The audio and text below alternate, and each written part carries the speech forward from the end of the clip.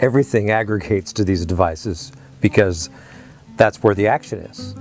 Everything that was swimming scattered previously is now swimming in proximity to this fat.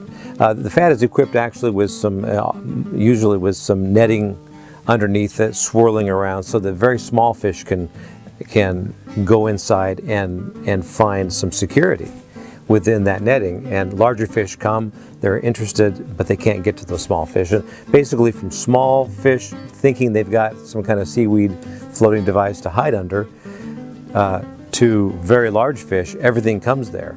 And there are sharks, there are all kinds of non-target species they aggregate there. There's some sea turtles, some endangered things. Some of those can be let out. But a significant problem with these fads is that it attracts tiny tuna. And I have a slide that shows some of these tuna. The industry calls these baby yellowfin and big-eye tuna rats because they're just tiny little things. And those small tuna, they're really baby tuna, are being killed in that process of wrapping and bringing them aboard because everything in that net essentially suffocates by the time it comes up onto the boat. So even if it was put back in the ocean, it's already dead. And so you're taking a fish that if we only fished with binoculars, helicopters, and airplanes, that fish would have grown to 20, 30, 40, 80, 90 pounds. Now that fish is being killed at a pound or 2 or 3.